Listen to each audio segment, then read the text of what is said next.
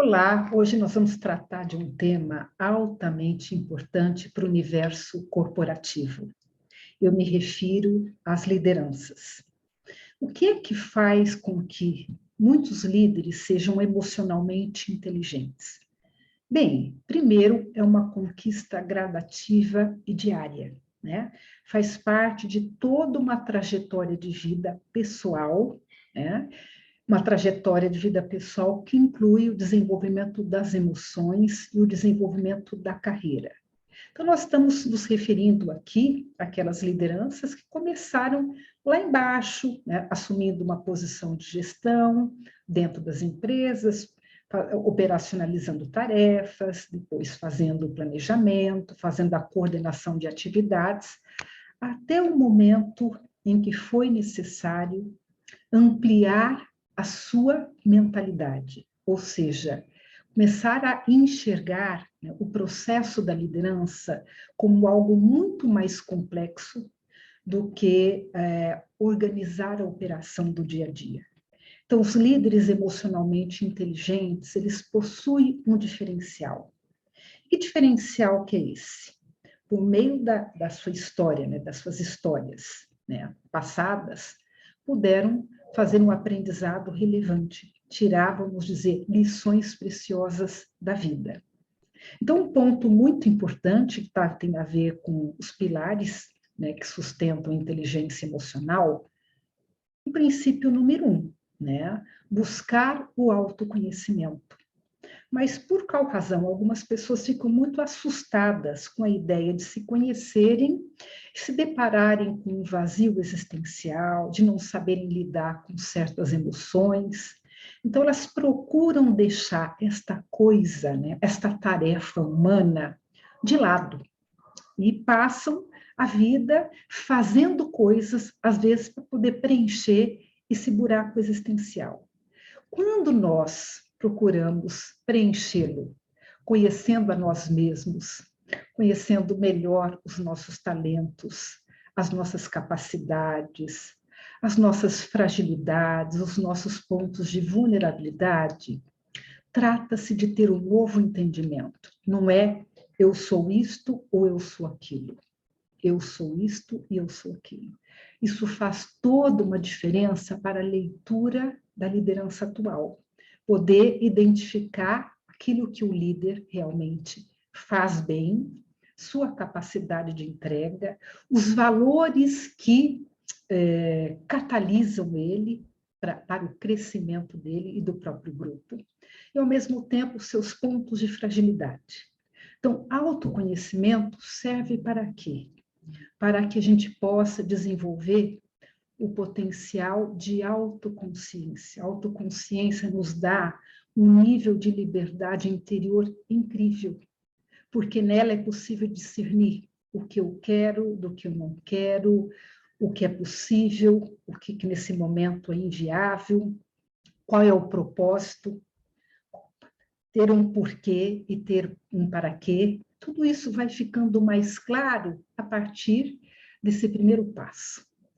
Segundo passo, a autogestão das emoções. Muitas vezes, né, nós lidamos com emoções muito perturbadoras, né? Por exemplo, a ansiedade, quando ela está excessiva, ela nos tira o foco, nos tira a percepção da realidade. Da mesma forma, o medo, da mesma forma, a tristeza, também a frustração. Aí vocês podem estar perguntando assim, nossa, as emoções, elas têm um caráter negativo. Não necessariamente. Culturalmente, nós aprendemos que existem aquelas emoções que são positivas e tem aquelas que nos trazem sofrimento e dor. Mas se a gente parar para poder prestar bem atenção numa coisa, as emoções nos ensinam muito. O que é importante é ter a autoconsciência do que elas estão nos dizendo. Então, por exemplo, alguém que sente medo. Ora, esse medo pode ter uma função de proteção. Está nos dando sinais, uma pista para nos preservarmos de certas situações, né, que estamos prestes a enfrentar. Então, ele está nos dando um pisca-alerta aí. Então, capacidade de prestarmos atenção nas emoções Antes que elas tomem uma proporção, né, um nível de conflito mais intenso, faz com que a gente consiga ter controle, né? Não é da emoção em si, mas a gente consegue entender qual é o sentimento por meio do diálogo interno. É muito legal esta coisa de fazermos essa conversa interior. Pararmos um pouquinho no meio do dia das tarefas, do trabalho, das responsabilidades, que são inúmeras, para poder pensarmos assim: bom, eu não estou me sentindo bem agora, está me batendo uma angústia. O que me aconteceu que faz uma meia hora que eu estou sentindo uma estranheza? Então, ao invés de a gente ficar focado em tarefa para poder, assim, escamotear esse sentimento que está rolando, né? Parar um pouquinho tudo que está fazendo, o que de fato está incomodando. Que emoção, que sentimento está por trás disso? Que está me deixando com um sentimento de desesperança, um sentimento de que alguma coisa não vai dar certo. É exatamente nesse momento da escuta que nós podemos dar um tempo, inclusive parar para poder pensar o que é que pode ser feito de fato. Muito bem, então a gente está falando da autogestão das emoções. Mas também tem outra questão muito importante, que é a empatia. Na empatia, nós nos tornamos mais sensíveis às necessidades do outro. Eu gosto muito do termo que veio do Marshall Rosenberg, que é compreensão empática. Nossa, que exercício mais delicado e mais refinado, que é procurarmos e sermos sensíveis para escutar, observar, né? Quais são as necessidades que a outra parte que está em sofrimento, que não está se sentindo bem, que está lidando com uma perda, está nos apresentando. Talvez a gente não possa fazer muito pelo outro neste momento. Talvez seja uma dor existencial ou um problema familiar, mas o fato de nós que estamos numa posição de liderança, num papel de uma relação de ajuda com alguém, pararmos para escutar, pararmos para perguntar como o outro está. E perguntarmos assim, o que é que eu posso, né? O que nós podemos fazer para te ajudar? Faz toda a diferença para quem está numa situação de vulnerabilidade. Outra questão muito importante, que eu diria que é outro pilar, né, da inteligência emocional, é a automotivação. Né? Esse termo parece tão gasto, mas eu acho que ele tem um valor inestimável, que essa automotivação se refere a motivos internos que nós temos para fazer as coisas, motivos internos que a gente tem para viver, para buscar realização, para buscar o significado, o propósito da vida, mesmo que em situações aparentemente adversas. Não sei com vocês, mas já aconteceu comigo algumas situações de estar passando por um período ou um dia extremamente delicado, que parece que vem problemas, assim, como se fosse uma avalanche de problemas, e de repente vem o seguinte pensamento: bom, né, esse dia está mais delicado, né, que vontade que ele passe logo. Por outro lado, o propósito que eu tenho de ser e de fazer coisas é infinitamente maior do que os problemas que estão se apresentando nesse período. Quando a gente tem esta autoconsciência, fica muito mais fácil, nós temos muito mais forças, nos sentimos muito mais empoderados para seguirmos adiante, apesar dos problemas, apesar das dificuldades reais que aparecem como obstáculos na vida. Uma outra perspectiva, né, outra dimensão da inteligência emocional são as habilidades sociais. E aqui eu quero falar um pouquinho para vocês do modelo do maestro. Eu acho que ele nos ensina muito, né? O maestro, ali, conhecedor profundo das partituras musicais, com uma sensibilidade incrível, ele é capaz de reger uma orquestra, fazendo que os músicos entrem numa sintonia fina e cada um com as suas habilidades consiga dar o seu melhor para esse processo. Mas por que o maestro consegue isso? Somente pela competência técnica da música?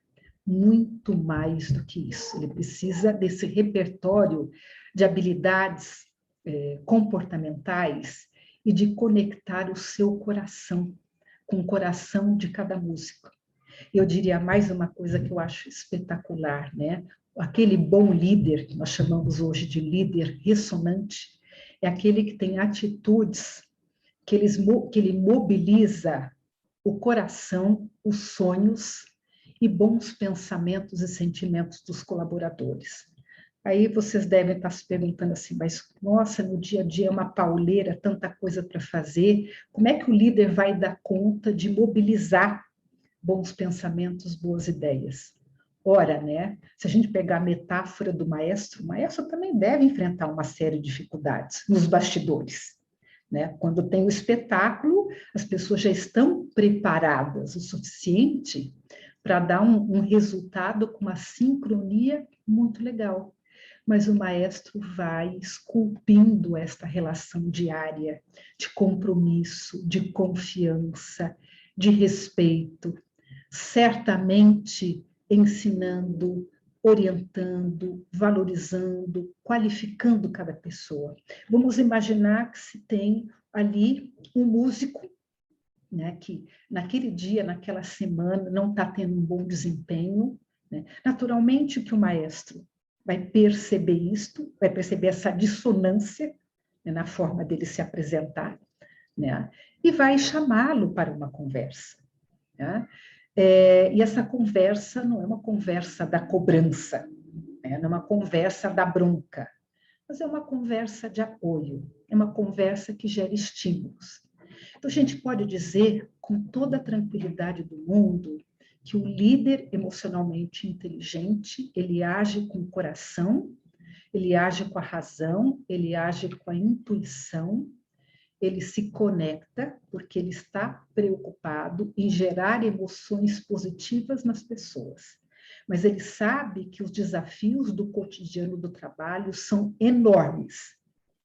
Mas o compromisso dele, obviamente, é olhar para a empresa, é atender os resultados da empresa, naturalmente, sem deixar de lado essa visão humanizante do trabalho. Olhar para as pessoas, oferecer um repertório de apoio para que elas se sintam autoconfiantes e entreguem o seu melhor. Ninguém faz uma entrega de alta performance se sentir acuado, se sentir cobrado. As pessoas entregam o seu melhor, mesmo em situações críticas e difíceis, elas se sentem apoiadas, se sentem compreendidas e valorizadas.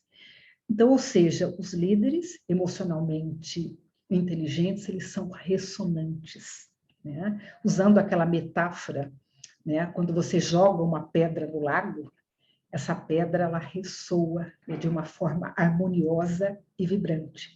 Então, esta ideia, impactar e influenciar positivamente as pessoas, tendo coerência e tratando-as como seres humanos que precisam de apoio e de diálogo. Muito bem, ficamos por aqui. Eu espero que você tenha aproveitado esse vídeo e até a próxima. Até lá. Até logo.